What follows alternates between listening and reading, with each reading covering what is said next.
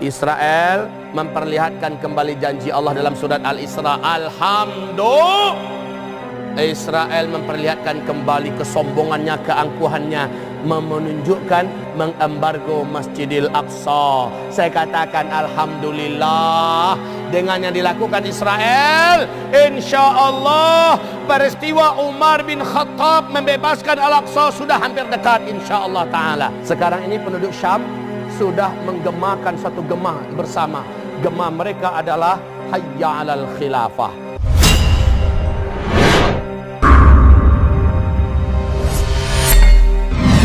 Kaum muslimin yang kami muliakan, Israel memperlihatkan kembali janji Allah dalam surat Al-Isra. Israel memperlihatkan kembali kesombongannya, keangkuhannya, menunjukkan mengembargo Masjidil Aqsa. Saya katakan alhamdulillah dengan yang dilakukan Israel, insya Allah peristiwa Umar bin Khattab membebaskan Al-Aqsa sudah hampir dekat insya Allah Ta'ala. Syaratnya makin jahat penjahat, makin zalim penjahat, makin dekat Islam dimenangkan oleh Allah. Yang penting umat Islam tetap bersabar, tetap istiqamah, tetap bangkit berjuang semampu dan sebisa yang ada. Rapatkan barisan, kemenangan sudah dekat. Kita ada di penghujung sepertiga malam terakhir. Matahari sudah akan hampir terbit. Kumandang azan subuh sebentar lagi. Hanya orang-orang beriman yang mampu bangkit, pergi ke masjid, solat berjamaah. Hanya orang beriman mampu berzikir sampai terbit matahari. Hanya orang beriman. Orang munafik makin lelap dalam tidur berat mereka. Orang munafik zaman-zaman kayak gini Pak, ini makin larut dalam kemunafikannya, makin menampakkan kemunafikannya. Benci dengan dakwah, benci dengan amar bil ma'ruf nahi anil munkar, benci dengan seruan-seruan kembali kepada syariat Islam, benci melihat persatuan umat Islam, benci melihat adanya upaya-upaya tegaknya khilafah Islamiyah, benci bahkan ikut mendukung segala kejahatan kaum agresor yang ada di Palestina. Ini ciri-ciri orang munafik, makin menunjukkan kemunafikannya. Pertanyaan kita, haruskah Bapak Ibu membela Palestina? Haruskah Bapak Ibu cinta dengan bumi Syam? Jawab, harus atau tidak? Kenapa harus? Apa alasan Bapak Ibu? Kita akumulasikan semua alasan ini dari nubuat Nabi SAW. Alasan kenapa kita harus cinta Palestina, kenapa kita harus bela negeri Syam, kenapa kita harus di pihak para kaum muslimin, mukminin yang tertindas di bumi Syria, bumi Syam. Kenapa? Alasannya berikut ini. Ini alasannya, karena di bumi inilah terdapat tanah suci umat Islam yang ketiga. Ya, disinilah terdapat masjid suci umat Islam yang ketiga, yaitu Masjidil Aqsa.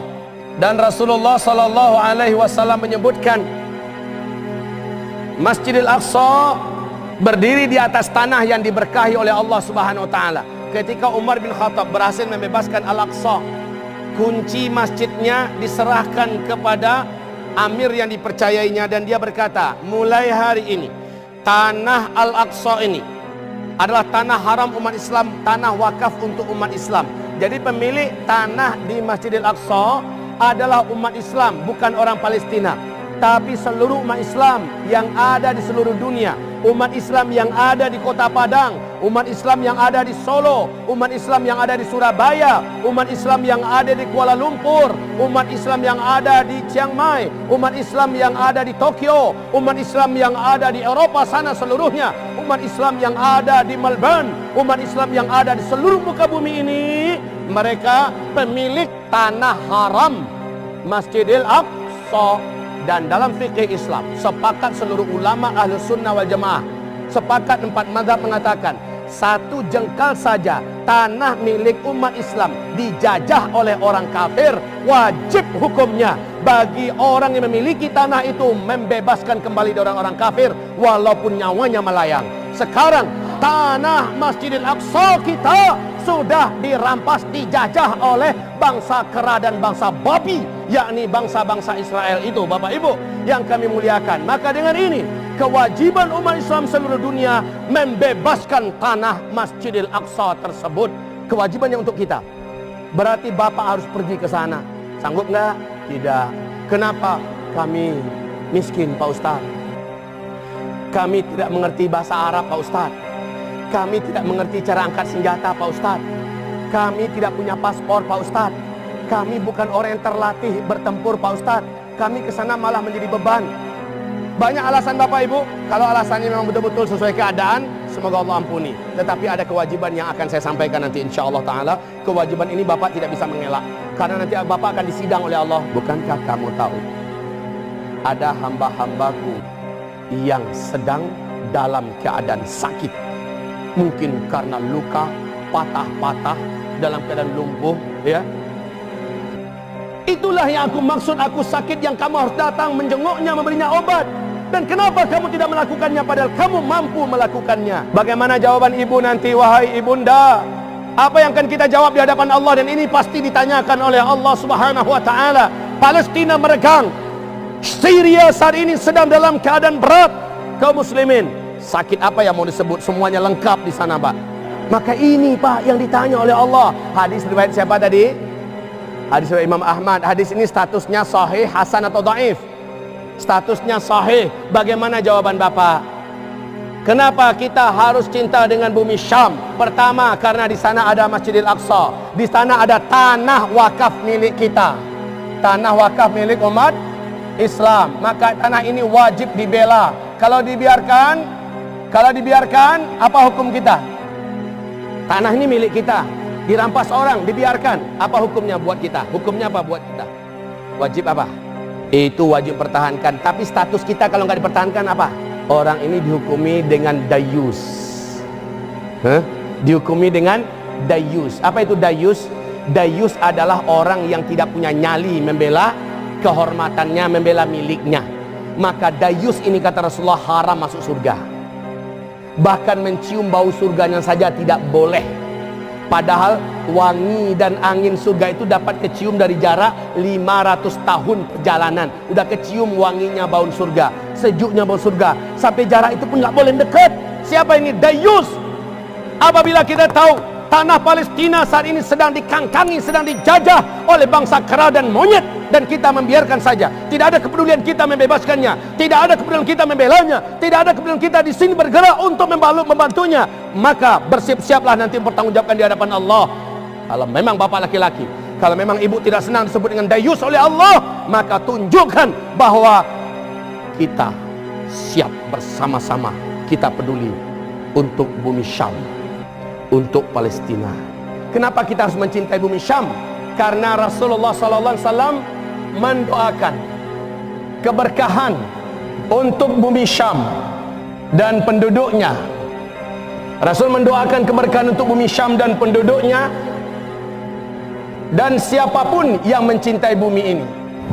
Ya, Bapak cinta dengan bumi Syam, dengan Palestina, dengan Syria. Bapak cinta dengan Lebanon, Yordania, karena itu adalah bumi Syam. Sebab apa? Karena Rasul memuji-muji bumi itu, karena Rasul menyanjung bumi itu, karena Rasulullah mendoakan bumi itu, keberkahan untuk negeri itu, untuk penduduknya, untuk siapapun yang masuk ke dalamnya, dan siapapun yang mencintainya. Dan Rasul juga menggambarkan kemunafikan orang yang benci dengan bumi ini dan penduduknya. Siapa yang benci dengan Syam, benci dengan Palestina, benci dengan Syria, benci dengan para mujahidin yang di sana, munafik. Khalas, nggak ada bahasa lain. Munafik. Kita harus mencintai bumi Syam karena ternyata Rasulullah bersabda, aku tidur, dalam tidur aku bermimpi. Nah, para ulama kita sepakat mengatakan mimpinya seluruh nabi dan rasul adalah wahyu. Aku tidur dan bermimpi, dari bantalku, kata Rasulullah, saat Rasulullah sedang mengalai-alai, dari bantalku keluar cahaya dan naik ke atas tinggi seperti tiang bercahaya, seperti tiang cahaya itu, kemudian melesat. Aku pun bangkit dan aku kejar. Aku turuti kemana dia pergi. Dia melaju dengan kecepatan yang sangat cepat menuju ke arah bumi Syam. Maka kata Rasulullah SAW, ketahuilah oleh kalian, di akhir zaman, ketika penduduk seluruh bumi ini sudah rusak, iman di mana-mana sudah rusak, standar iman pada akhir zaman adalah Syam. Standar iman di akhir zaman adalah Syam. Nabi tidak mengatakan standar iman itu Mekah. Nabi tidak mengatakan standar iman itu adalah Madinah. Tapi di mana? Syam. Sekarang orang abu-abu semua, Pak. Imannya nggak jelas. Musuh bebuyutan yang memerangi Islam, mengajak manusia syirik kepada Allah, sekelas Israel, sekelas Amerika, sekelas komunis Rusia dan sebagainya, atau Syiah di Iran dan sebagainya. Udah kabur abu-abu umat yang memahaminya. Tetapi yang sangat terang memahaminya adalah para ahli Syam sekarang ini. Penduduk Syam, mujahidin di Syam. Standar iman di akhir zaman ada di Syam, kata Rasulullah sallallahu alaihi.